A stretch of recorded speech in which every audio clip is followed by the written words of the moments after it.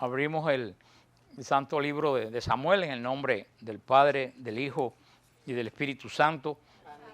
Amén. La semana pasada tuvimos oración de sanación, no pudimos tener la clase, pero terminamos cuando Samuel podemos decir, se despide de Israel, hace el resumen de su ministerio como juez y como ¿qué más? Profeta. Yo ya sé que no voy a preguntar porque cuando pregunto es cuando yo me pongo bravo, así que yo creo para evitar perder mi paz, había decidido no preguntar, pero es parte de mi idiosincrasia preguntar. Así que acuérdense que la gran importancia de Samuel, que fue el último juez y el primero de los profetas ligado al templo, porque anteriormente hubieron profetas que el Señor levantaba, pero Samuel es el profeta que comienza, podemos decir, el profetismo oficial de Israel. Ya después de Samuel ya viene Elías y ya de ahí viene toda la fila de los profetas. Anteriormente habían habido unos cuantos profetas que el Señor había levantado en momentos de necesidad, como la profetisa Débora, y el gran profeta del Pentateuco. ¿Quién es el gran profeta del Pentateuco? Moisés, que lo dice, no ha habido otro profeta como Moisés que habló con Dios de cara a cara. Pero Samuel inicia esta serie de profetas que va a terminar, que Elías va a ser la culminación del proceso. Samuel es el inicio, que va a terminar con Juan el Bautista. Vemos cómo Samuel, al igual que Moisés y al igual que Josué, hacen un resumen de su ministerio como siervo de Dios y cómo le dicen lo mismo que han venido diciendo todo el tiempo. Y lo que San Agustín resumió también al pueblo de Dios cuando dijo esa frase que todavía todo católico debía saberse, que es: al que se aparta de Dios, todo se aparta de él.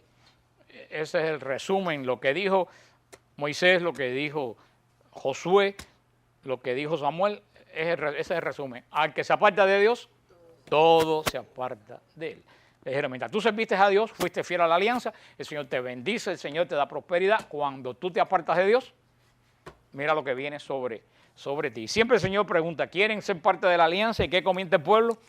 Sí. Y después vuelve el ciclo de apartarse. Así me pasó con el profeta Samuel, cuando Samuel, último juez, porque es el último juez porque él es el que introduce a Saúl como rey. Introduce al rey Saúl, primer rey de Israel, primer ungido de Israel. Y ya damos un salto del capítulo 12, salta aquí la palabra de Dios, y ya vemos a Saúl como adulto, ya con un hijo grande, con Jonathan. Y acuérdense lo que siempre le digo a ustedes, que la palabra de Dios no es que andaban los hagiógrafos y los apóstoles y los evangelistas, no andaban con una cámara grabando lo que hacían el Señor, porque la gente piensa que esto es una grabación continua, como los surveillance cámaras esas que están puestas, y por eso te preguntan, ¿dónde está en la Biblia? Pero hay cientos de años que la Biblia no menciona nada de lo que pasó en esos cientos de años. En la misma vida de Jesús, ¿qué es lo que sabemos de Jesús? Y de los 3 años sabemos poquísimo, porque de 3 años, ¿qué resumen los evangelios? Poquísimas cosas. O sea, hubieron, como dice al final del libro de San Juan, muchas cosas hizo el Señor que no están escritas en estos libros. Porque si estuvieran escritos, dice, no cupieran en todos los libros del mundo. Por eso, esa tontería, ¿dónde está en la Biblia? Hay muchas cosas que no están en la Biblia, que son de sentido común o que están en la tradición de la iglesia, porque Dios es Dios de sentido común. Por eso vemos que dejamos a Saúl como jovencito. ¿Y cómo lo encontramos ahora? Con un hijo joven. O sea, vemos que hay un periodo de tiempo ahí que no... Es como la gente piensa que Dios estaba hablando continuamente con Israel, y había cientos de años que Dios no le hablaba a Israel. Lo que pasa es que la Biblia nos mienta en las ocasiones que Él habla. Y dice en el capítulo 13, versículo 1, Saúl tenía la edad, no, aquí falta la edad de Saúl, a lo mejor se la borró por coquetería, pero no aparece la edad en el libro, está borrada esa parte. Saúl tenía la edad cuando llegó a ser rey, y reinó 2 años sobre Israel. Se eligió Saúl 3,000 hombres de Israel, o sea, había 2,000 con Saúl en Micnas, en las montañas de Betel, y 1,000 con Jonatán en Gubea de Jamín, y el resto del pueblo los devolvió a su tienda. Bueno, ya lo vimos también la última vez. Vimos cómo el puesto de Jonatán estaba aquí en Gilbeá. Vimos cómo los filisteos, cuando se enteraron cómo los filisteos fueron en contra de Jonatán. ¿Y quién mató al gobernador de los filisteos? ¿Se recuerdan? Jonatán hizo el ataque sin pensar en las consecuencias y lo hizo a propósito para forzar a los israelitas que fueran a la guerra, como lo va a hacer en el capítulo 14. Jonatán era un muchacho impetuoso, y vemos cómo la ruptura final entre Saúl y Samuel viene del versículo 7 en adelante, cuando dice: Saúl estaba todavía en Gilgal y todo el pueblo temblaba junto a él. Esperó 7 días según el plazo que Samuel había fijado, pero Samuel no llegó a Gilgal y el ejército se desbandó, abandonando a Saúl. Entonces Saúl dijo: acérquenme el holocausto y los sacrificios de comunión, y le ofreció el holocausto. Acababa él de ofrecer el holocausto cuando llegó Samuel, y Saúl le salió al encuentro para saludarlo. Esto lo vimos la semana pasada y le dijimos a ustedes cuál fue el gran error de Saúl. ¿Se recuerdan? Ofrecer sacrificio. Saúl no tenía ninguna potestad para ofrecer sacrificio. ¿Por qué Saúl no tenía ninguna potestad para ofrecer sacrificio? Porque no era sacerdote. Y a ver, la otra pregunta: ¿y por qué no era sacerdote si era el rey de Israel y una persona tan buena? Porque no era de la casa. Bueno, menos mal que hoy me están haciendo quedar bien, o sea, no que me vaya a dar ningún arrebato en el día de hoy. Hasta ahora lo han contestado todo bien. Saúl, por muy bueno que fuera y por muy rey que fuere, por mucho poder que tuviera, Saúl no podía ofrecer sacrificio. ¿Cuál era la función de Saúl? Rey. Gobernar. Rey, la función de Saúl era gobernar. Y la función de Samuel, ¿cuál era? Ofrecer sacrificio. Recuerda que Samuel se crió en el templo y evidentemente parece que era de la casta sacerdotal, porque de cierta forma cuando murieron los hijos de Eli, pues fue el que llevó el sacrificio. Y Saúl se abrogó una función que no era, ¿qué cosa? De él. O sea, ¿qué es lo que quiere decir? Cada cual a lo suyo. El Señor no te manda a hacer una cosa para la cual no está capacitado. Acuérdate lo que nosotros hemos hablado montones de veces. Cuando el Señor te llama para algo, te capacita para lo que te llamó. ¿Qué pasa? Que muchas veces nosotros no queremos hacer lo que el Señor no nos ha llamado. Y lo dice hasta el refrán popular. Hay un refrán popular que dice que el que mucho abarca, poco aprieta. Y eso pasa en todos los ministerios, en todos los grupos. Yo se lo he dicho a montones de personas. Tú no puedes estar en 15 ministerios al mismo tiempo, porque estás en 15 ministerios al mismo tiempo y de los 15, 14 lo vas a hacer mal. Tú tienes que estar en un ministerio, ¿cómo hacerlo? Bien. Los que la lectura de hoy, los que andan por todos lados en 40 ministerios terminan todos haciéndolo mal, o peor, terminan hastiándose de todo. Y esto también es muy importante, esta lección de cómo Saúl se atrajo sobre sí. Y fíjate lo que le dice Samuel: ¿qué has hecho? En el versículo 11. Y Saúl respondió: como vi que el ejército me abandonaba y se desbandaba, y tú que no venías en el plazo fijado, y que los filisteos estaban ya concentrados en Micmac, me dije: ahora los filisteos van a bajar contra mí a Gilgal, y no he apaciguado a Yahvé. Entonces me he visto forzado a ofrecer el holocausto. Samuel le dijo a Saúl: te has portado como un necio, no has cumplido la orden que el Señor tu Dios te ha dado. Entonces el Señor hubiera afianzado tu reino para siempre sobre Israel. Pero ahora tu reino no se mantendrá. El Señor se ha buscado un hombre según su corazón, al que ha designado caudillo de su pueblo, porque tú no has cumplido lo que Yahvé te había ordenado. Se levantó Samuel y subió a Gilgal para seguir su camino. Los que quedaban del pueblo subieron tras Saúl al encuentro de los hombres de guerra, y vino de Gilgal a Gebá de Benjamín. Saúl pasó revista a las tropas que tenían con él, había unos 600 hombres. Que el Señor añada bendición a su santa palabra. Acuérdense esto, hay aquí una cantidad. Acuérdense que dijimos que Saúl es uno de los peores líderes que ha tenido el pueblo de Israel. O sea, que acuérdate que dijimos que si tú quieres un estudio de por qué los líderes fracasan, tienes que mirar a Saúl. Por eso nos hemos detenido tanto en en Saúl. Primeramente, ¿se recuerdan cuando empezamos a hablar de Saúl? A ver, alguien se acuerda y me da la satisfacción de cuál fue el primer error de Saúl. Decir que había matado Anterior a ese. No, todavía no hemos llegado ahí. Tú leíste antes, Samuel. Él sí lo tiene dando vuelta, pero ¿cuál? Él sí lo sabe. Él regresó a su ciudad de Benjamín, a la tribu de Benjamín. A Gilgal, a la tribu de Benjamín. ¿No se recuerdan?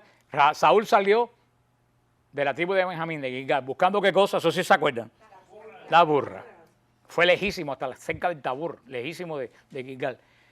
En eso el Señor se encontró con Samuel y ¿qué hizo el Señor? Lo ungió rey. ¿Y qué don le dio? Don de sanación, ¿qué don le dio? A Saúl. Don de profecía. Le dio el don de profeta. Después de que él danzaba con los profetas y viene el dicho que hace Saúl entre los profetas. Cuando el Señor hizo rey de Israel, ¿cuál fue lo que hizo Saúl? Regresó a la tribu de Benjamín, al mismo lugar que él estaba. Y se recuerden que la tribu de Benjamín es una tribu que estaba muy lejos de Dios. Se recuerdan que ningún israelita quería casar a sus hijas con nadie de Benjamín. Y la tribu se estaba extinguiendo, porque en Benjamín hubo aquella violación que el pueblo no condenó. Y le pasaron por alto al hombre aquel la violación que hizo. Y desde ese momento la tribu de Benjamín se redujo. O sea, Saúl volvió al mismo ambiente de donde él salió. Y cuando el Señor te llama de un lugar, es para no volver más a ese lugar. Cuando el Señor te saca de cualquier lugar que tú has estado anteriormente, que no era de Dios, tú no puedes regresar a ese lugar. Te saca del alcoholismo, te saca de la depresión, te saca de qué sé yo, tú no puedes regresar exactamente al mismo lugar. Saúl tendría como, yo hice muchas preguntas y algunos dijeron que Saúl se podía haber hecho un palacio y hubiera estado bien porque era el rey, se hubiera podido ir junto con su ejército, pero no, es que escogió venir al mismo lugar que le había causado todos los problemas a su familia y a su tribu. Ese fue el primer error de Saúl. ¿Cuál fue el segundo error de Saúl? No estaba muy seguro de que Dios lo había hecho rey. Porque cuando después que el Señor Samuel lo ungió y lo fue a presentar a Israel, ¿dónde estaba Saúl? Escondido con el equipaje del ejército en la parte de atrás. Entonces Saúl no estaba muy seguro que Dios lo había capacitado para ser rey de Israel, a pesar que ya Samuel lo ungió, Saúl profetizó y le dio una señal. Se recuerdan que iba a tener una señal de la tormenta y todas aquellas cosas, o sea, más cosas. Saúl no creyó a la palabra del Señor. Y ahora vemos cómo después de rey se abroga la victoria de su hijo Jonatán. Y dice que él fue quien mató al gobernador de los filisteos. Cuando vimos que eso es una fragante mentira. Entonces, todo eso vemos que el pobre Saúl va de tropiezo en tropiezo. Y ahora que el último que hace, ofrece un sacrificio cuando él sabía muy bien que el sacrificio él no lo podía ofrecer. ¿Se acuerdan lo que le pasó a Adad y a Abiú, los sobrinos de Moisés, que ofrecieron un fuego extraño? ¿Qué les pasó?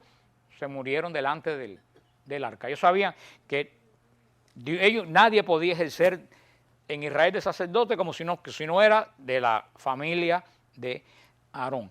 También esto que Saúl ofreció sacrificio tiene que ver con otro defecto que Saúl se llenó. A ver quién se imagina qué defecto se habrá llenado de Saúl, el peor de todo, de soberbia. Yo soy rey, yo lo puedo todo. Y otro problema mire, pobre Saúl, con estas cosas le hemos encontrado. Y otra última cosa, Saúl es de la gente, y ustedes conocen un personaje como este, Saúl es de la gente que quiere ayudar el plan de Dios, sin que Dios lo llame. ¿Quién se metió a ayudar el plan de Dios y ha formado tremendo enredo hasta el día de hoy? Sara. ¿Se recuerdan Sara? Tú no puedes, yo no digo, mejor decir no ayudar, tú no puedes empujar el plan de Dios. Tú tienes que, ¿qué cosa? ¿Tú quieres empujar o qué? O seguir el plan de Dios. Esta gente quisieron ayudar a Dios. Sara, como quiso ayudar a Dios, voy a tener un hijo, soy mayor, soy estéril. Ven acá, Abraham, ten el hijo con Agar. Ella quiso. Uno puede pensar que sea mala intención de Sara. No. Sara era una mujer práctica. Si el ángel me prometió que voy a tener un hijo, y yo soy estéril y vieja, y Abraham es viejo, pues vamos a buscar la solución rápida y que venga el muchacho con Agar, que es joven. ¿No? Pero eso no es lo que Dios, y por eso Dios le dijo, ese no es el hijo que yo te hablé. El hijo de la esclava nunca puede heredar el pacto. Es el hijo tuyo con tu mujer. Y de ahí nacen todos estos pueblos semitas que están en guerra hasta el día de hoy. Porque Sara quiso ayudar a Dios. A Dios no necesita que lo ayudemos. ¿Tú sabes lo único que necesita Dios? Que lo obedezcamos. Y aquí vemos a Saúl, y lo acaba de decir, para cómo la excusa de Saúl fue peor que si... Hay veces que las excusas son peores que la ofensa. Y fíjate lo que le dice Saúl a Samuel. Saúl respondió, como vi que el ejército me abandonaba y se desbandaba, y que tú no venías a plazo fijado y que los filisteos estaban concentrados en Mismas, me dije, ahora los filisteos van a bajar contra mí a Gilgal y no ha apaciguado a Yahvé. O sea, a él lo que más le importaba, yo creo que más que apaciguar a Yahvé, era tener a la gente, dar a la gente cierta seguridad de que todo iba bien. Entonces vemos cómo usó Saúl el holocausto, que era el sacrificio más solemne de Israel, como un acto de idolatría. ¿Vamos a hacer esto para qué? No para agradar a Dios, sino para que la gente esté contenta y esté segura.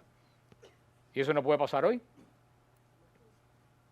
Eso no puede pasar hoy, que estamos haciendo cosas en la iglesia no para agradar a Dios, sino para que la gente esté contenta o esté satisfecha. Yo creo que son muchos que tenemos que pensar. A veces que el culto de nosotros no es un servicio religioso. El culto de nosotros, y eso voy a hablar yo el viernes en San John, el apóstol, y hablé en Santa Ágata hace 2 semanas. El culto de nosotros no es un servicio religioso. El culto de nosotros es un culto ¿de qué? De adoración. Un servicio religioso, se lo he explicado muchas veces, un servicio religioso, ¿a quién va dirigido? Al pueblo de Dios. Un servicio religioso va dirigido al pueblo de Dios.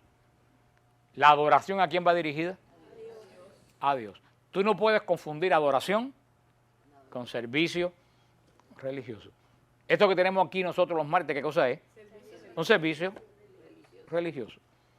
Porque cantamos, porque oramos, porque yo enseño y porque después oramos por las necesidades de ustedes. ¿Quiénes son todos los beneficiados ahí?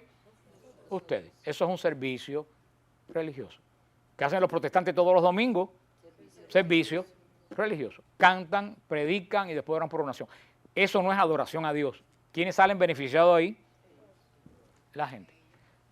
La adoración va única, exclusivamente dirigida a Dios. Y la única adoración que tenemos nosotros y que Jesús dejó es la Eucaristía.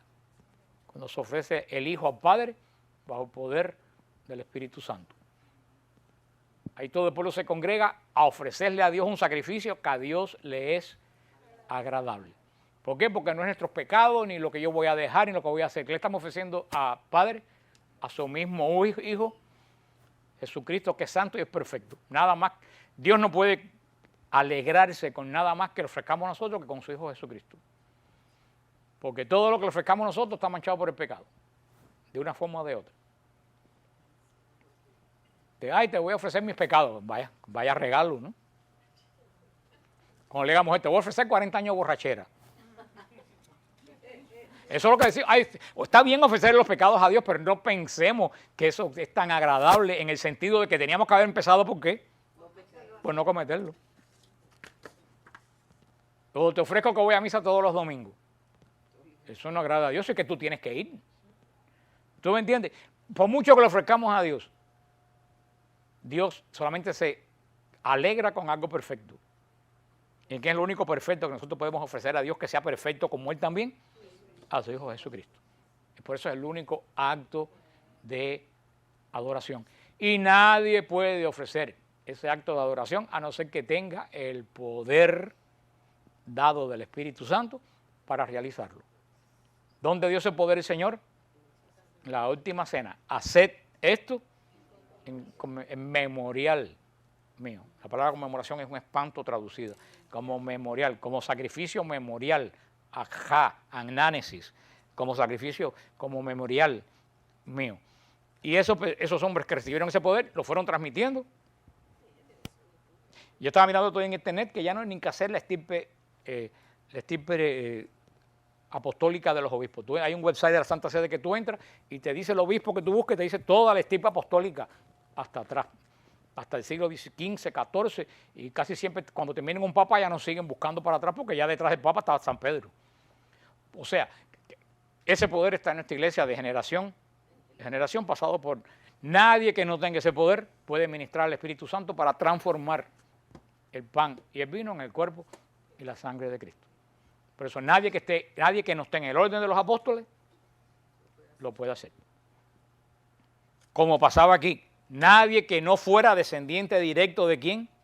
De Aarón podía ofrecer sacrificio. Ahora si yo me he visto de sacerdote aquí y les oigo en la misa, ¿qué sería eso? Un sacrilegio, una abominación, ¿no? ¿Y de qué les serviría a ustedes? El servicio de nada. De eso fue lo que sirvió el sacrificio de Saúl. Con la diferencia que en vez de propiciar a Dios, lo que hizo fue enojar a Dios. Porque ni siquiera lo hizo con intención de agradar a Dios, lo hizo porque había que hacerlo y no había venido nadie que lo hiciera. También es una enseñanza para nosotros hoy en día en el nuevo pacto, que para lo que el Señor nos llama tenemos que prepararnos. Nada, yo lo voy a hacer porque no hay nadie que lo haga. Cuando uno hace algo para Dios, más vale que te prepares y lo hagas bien. Porque ¿cuál fue la consecuencia que le trajo a Saúl ofrecer este holocausto que él no podía dar? Dice, se acabó tu reinado. Ya me busqué uno que te va a sustituir. ¿Quién era ese que va a sustituir a Saúl? David, el rey David. O sea, vemos que Samuel perdió la gracia delante de Dios. Y Dios le quitó la misión que le había dado. ¿Por qué? Porque no supo cumplir la misión. Volvemos para que tengamos bien claro. ¿Cuál era la misión de Saúl? Gobernar. ¿Cuál era la función de Samuel? Ofrecer sacrificio, dirigir la adoración. ¿Samuel estaba llamado a gobernar? No. Saúl estaba llamado a ofrecer sacrificio. Cada cual a lo suyo.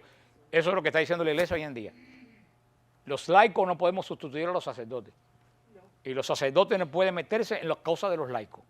Porque tanto los laicos como los sacerdotes, cada cual tenemos una misión en el pueblo de Dios. Entonces vemos laicos hoy que tienen casi funciones episcopales. Sí, en parroquia hay laicos que se creen que es el cura. Y muchas veces, ¿por qué? Porque muchos de los sacerdotes han cedido ese terreno que es de... Entonces vemos al revés, vemos los sacerdotes metidos en el papel de laico, con jean, con pullover, ayudando a hacer un jardín a yo no sé quién. Ustedes no ven que es lo mismo que hicieron aquí, los papeles que... Y la iglesia ha dicho, los sacerdotes administrar pastoralmente y los laicos hacer su trabajo en el mundo. La iglesia es un desorden tan grande porque los curas se han laicizado y los laicos se han clericalizado. Y cada cual tiene, si no, por eso se da la confusión en la iglesia, que había la confusión en el reinado de Saúl, porque cada cual no está cumpliendo con su deber. Recuerda como los sacerdotes se quisieron hacer igualito que los laicos y ellos no están llamados a ser igualito que los laicos. Ellos tienen una consagración y los laicos no podemos hacer lo que hace el sacerdote. Nunca se me olvidó una vez en San Hugh que no sé, que alguien le dio una cosa ahí, una hermana ahí le dijo, padre, deme los óleos para ungirlo. No, que atrevida no está atrevida porque era una santa mujer, es ignorancia, no es atrevimiento porque era una gran mujer, pero ella pensaba que ese óleo consagrado, el crisma, cualquiera lo podía ministrar, porque ella se subía al altar y porque ella abría sagrario, porque llevaba la comunión. O sea, se han mezclado tanto los oficios, cuando aquí bien claro nos lo dice el libro de Samuel, que toda esta gran confusión vino por aquí y Saúl perdió el reinado. Primero perdió el reinado por hacer lo que no estaba llamado. La adoración a Dios es una cosa muy seria.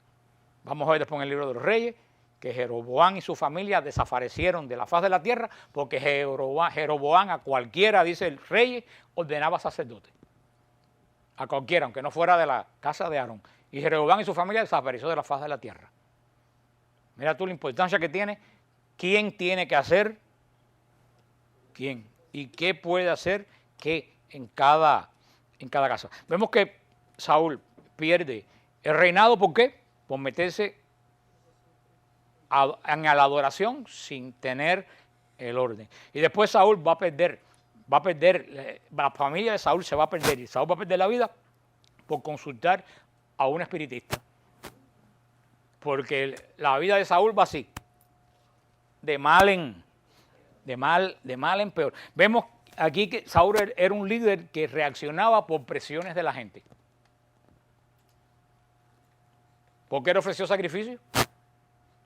Porque todas las tropas estaban inquietas porque no se había ofrecido sacrificio. Entonces tenemos que hacer cualquier cosa para apaciguar a la tropa. Vamos, como tú no vienes, vamos a hacer el sacrificio aquí, vamos a salir de esto. Un líder espiritual no puede funcionar por presiones de la gente. ¿Qué es lo que esta gente de la prensa hoy en día no acaba de entender?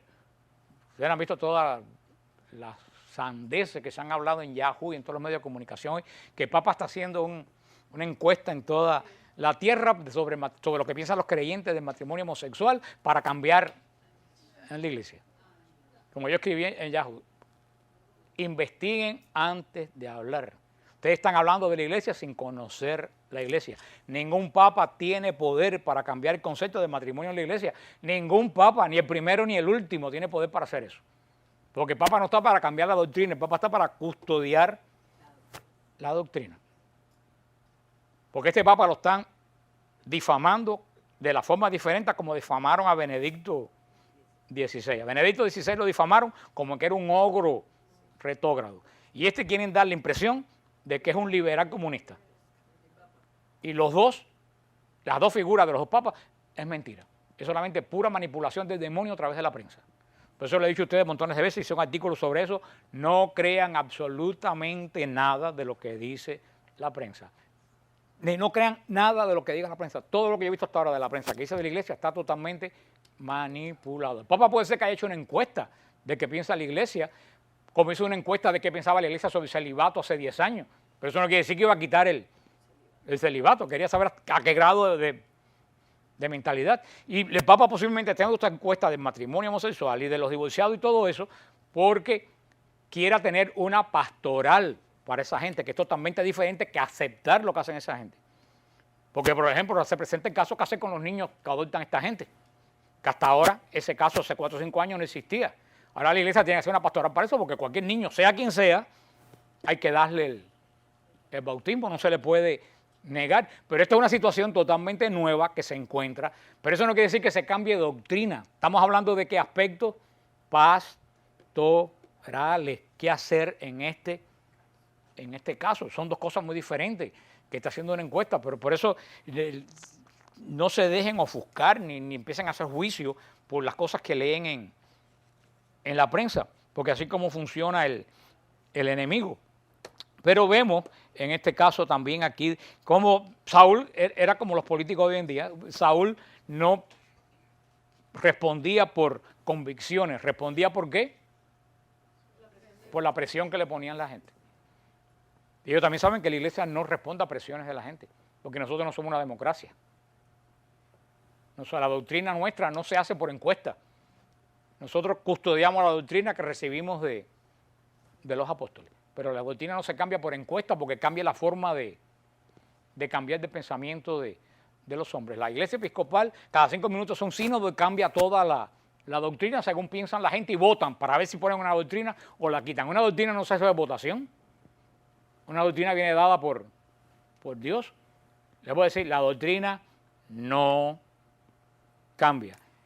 Cambia la liturgia, cambia las formas pastorales, pero la esencia, que es la doctrina, es la misma del siglo I. Y lean los padres de la iglesia. La doctrina no ha cambiado en absoluto. Y vuelvo a repetir, no hay ningún papa sobre la tierra que tenga poder ¿para qué? Para cambiar una doctrina. Porque si hubiera un antipapa que lo hiciera, fuera totalmente inválido, que no creo que va a ser el caso. Pero hasta ese caso, la doctrina de la iglesia es totalmente inmovible. Y gracias a Dios ni los obispos se eligen por votación, ni en nuestra iglesia nada se hace por votación. Nosotros somos una teocracia, no somos una democracia. Democracia es donde manda el pueblo, teocracia es donde manda Dios. Esa es la gran, diferencia. Y por este motivo ya el Señor se lo dice, y esto es muy importante porque el Señor habla claro. El Señor no anda como nosotros dándole media vuelta al asunto. ¿Qué le dijo el Señor a Saúl a través de Samuel? Ya te quité, ¿qué cosa? La corona y me busqué a otro. Ya hay otro que voy a ungir. Y ahora viene, vamos a ver la gran tragedia final de Saúl. La gran tragedia final de Saúl es que cuando Dios lo hizo rey, no quería ser rey. Y ahora que el Señor le dice que le quitó la corona, él se empeña en ser rey. Y ese va a ser el gran final y el desastre de la casa de Saúl. Y eso, hermano, tristemente lo vemos también hoy en nuestras vidas. Hay personas que son mal padres toda la vida y cuando el muchacho tiene 30 años se empeña en ser buen padre cuando el muchacho creció y no quería saber nada de él. Hay maridos que cuando el matrimonio se rompió quieren ser buenos maridos. Y entonces cuando insisten para ser buenos maridos terminan acabándolo de echar a perder. Y lo mismo pasa con las mujeres. Esto nos llama que tenemos que abrir los ojos, ¿tú sabes a qué? Hacer lo que tenemos que hacer en el momento que el Señor nos lo pone. No querer después que ya todo... El Señor puede restaurar las cosas, pero lo triste caso es que muchas veces nos dejamos que el Señor los restaure. Muchas veces nosotros queremos restaurarlo nosotros mismos. Entonces queremos restaurar nosotros mismos, pero ¿tú sabes cuándo? Ya, ahora mismo. Yo destruí un matrimonio por 15 años y lo quiero restaurar con un retiro de 3 días. El Señor lo puede hacer, pero muchas veces tú tienes que tener paciencia y esperar el momento en que el Señor lo va a restaurar. Pero no tenemos paciencia y lo que hacemos es lo que hizo Sara y lo que hizo Saúl, meternos en el plan de Dios y cuando nos metemos en el plan de Dios para ayudar, ¿qué es lo que hacemos? Lo estropeamos. Uno antes que nada, que es lo que tenía que haber hecho Saúl, es pensar cuál es el plan que Dios tiene para mí. Muchas veces el plan que Dios tiene para ti no es el plan que tú crees que tú tienes para ti. Porque Saúl tenía planes de ser rey ni en 1000 años. Para Saúl fue algo totalmente inesperado. Pero primero tenemos que buscar qué es lo que Dios tiene para mí. Ahora, cuando el Señor te revela lo que tiene para ti, entonces, ¿qué es lo que tienes que hacer? Obedecer lo que Dios tiene para ti. Pero ¿cuál es el primer paso? ¿Cuál es el primer paso que hay que dar? Lo acabo de decir. ¿Qué tú vas a obedecer si tú no sabes que tú tienes que obedecer? Estar atento a la llamada de Dios. No escuchar, porque tú puedes escuchar el Radio Mambí. Saber, yo le dije a ustedes, lo que pasa es que ustedes yo creo que tienen mala la memoria corta. Y a ustedes que el primer paso es saber, no es escuchar, es saber qué Dios quiere para mí. Como les he dado tiempo para apuntarlo, ahora se los voy a preguntar. ¿Cuál es el primer paso? ¿Qué cosa? Algunos ni siquiera apuntándolo lo saben. Primero saber qué plan tiene Dios en mi vida. ¿Cuánta gente sabe cuál es el plan de Dios en mi vida? Mucha gente ni lo sabe. Y tienen 70 años y no se han enterado todavía. Porque no has tenido tiempo, porque nadie te ha dicho que tienes que averiguar cuál es el plan de Dios en tu vida. Pero hasta los 80 años, los 90 años se puede.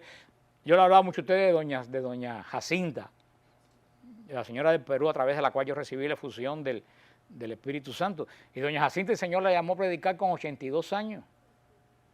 A una edad que todo el mundo ya se retira hasta de las cosas de Dios, que los curas llevan 7 años ya retirados del ministerio. El Señor la llamó a predicar a los 82 años. Y era una viejita como una abuelita, gordita, vestida como las abuelitas, sin nada lujoso, con unos zapatos de viejita, con el pelo blanco cortado, bajito. Y la primera vez que que la llevaron al grupo, yo dije, ay Dios mío, otra vieja dormirse aquí. Pensé yo. Pero esa cosa el Señor me puso a pedirle que oraran y cuando orara por mí, yo le pregunté a la persona que la trajo, ¿quién es esta mujer? Cuando esa mujer oró por mí fue algo tremendo lo que vino sobre mí. Y después, cuando vi a esa mujer echando demonios, y cuando vi con 82 años, el Señor la había llamado hacía poco. Y dice que ella le dijo, Señor, yo soy una vieja tonta, ¿para qué tú me llamas a mí? Y el Señor le dijo, para que le prediques a las viejas tontas. Y eso es una gran verdad. El Señor no la llamó a ella para darle caso a los profetas, a los teólogos. El Señor la llamó a ella para hablar a las amas de casa igual que ella, en el lenguaje de todas las amas de casa. Y ella creyó que el Señor la había capacitado y por los 10 o 12 años que le tocó todavía vivir, porque ella murió a los 90 y tantos, se dedicó a predicar la palabra de Dios por todos los lugares del Perú que iba y por muchísimo.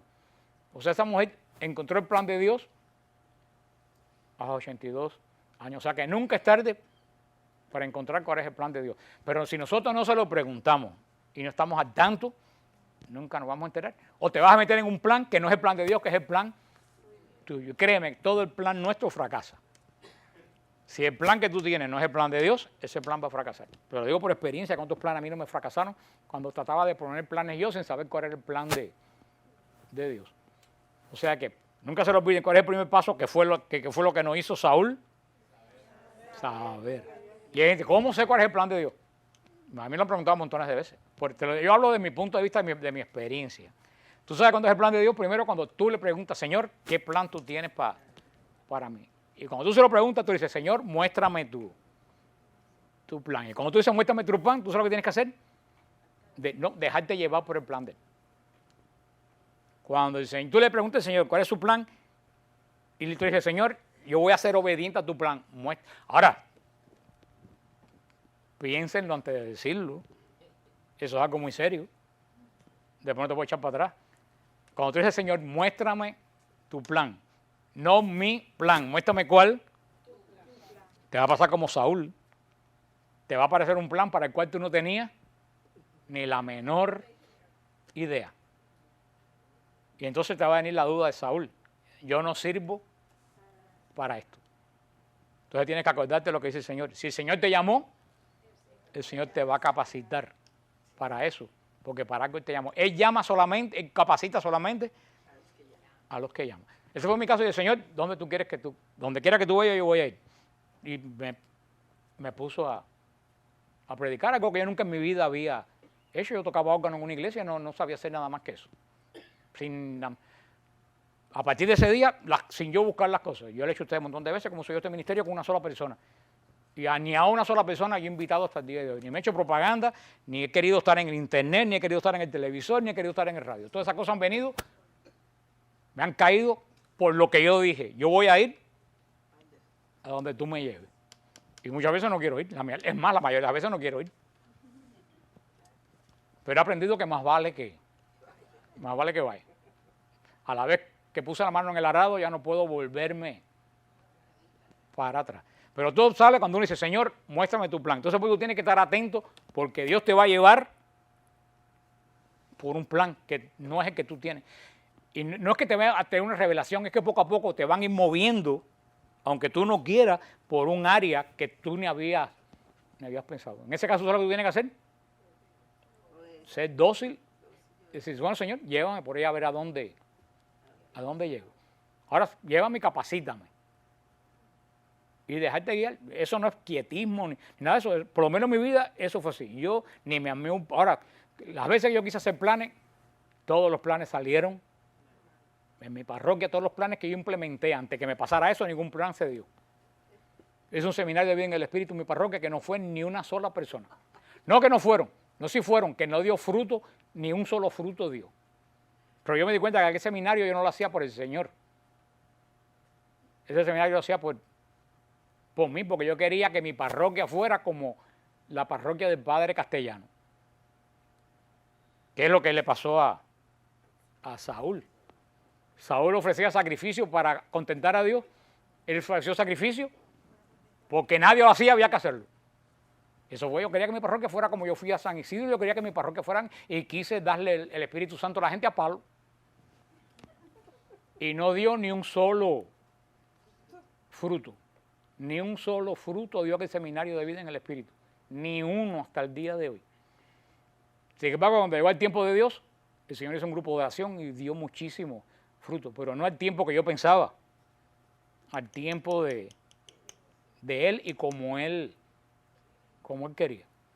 O sea que para el plan de Dios eso es lo que tenemos que hacer. Con eso terminamos para seguir la semana que viene. Eso es lo que tenemos que hacer a ejemplo de, usando a Saúl como ejemplo negativo, no como ejemplo positivo.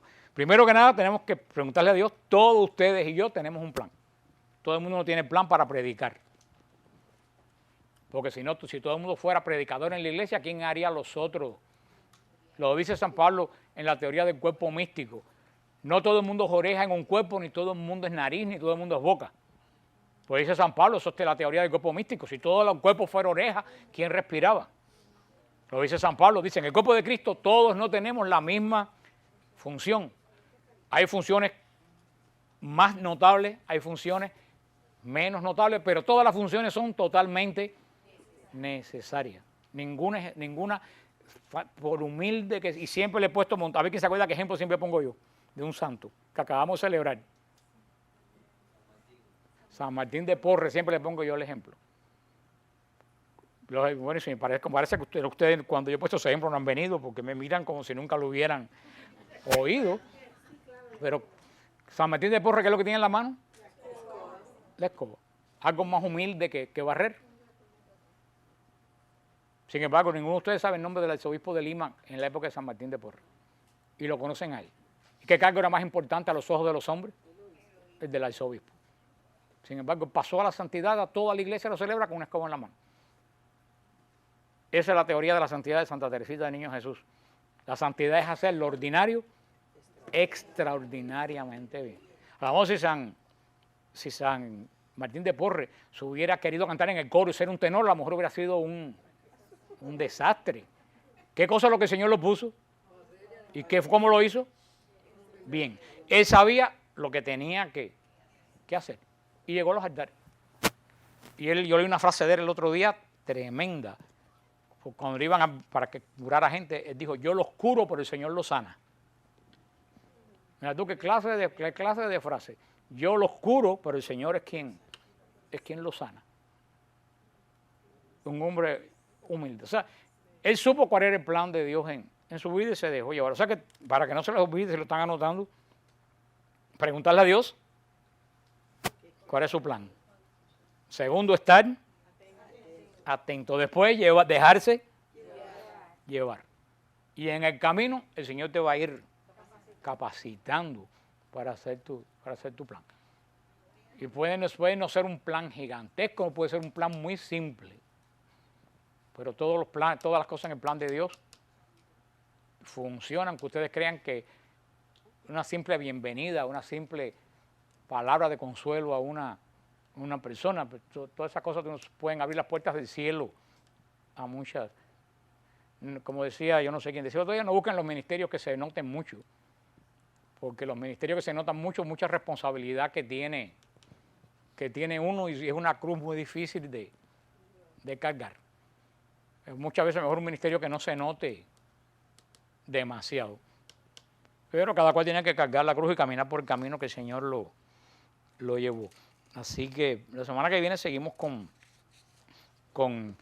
la segunda batalla. De ahí en adelante, vamos a ver, de ahí en adelante, del capítulo 14 en adelante, todo lo que va a hacer Saúl, lo va a hacer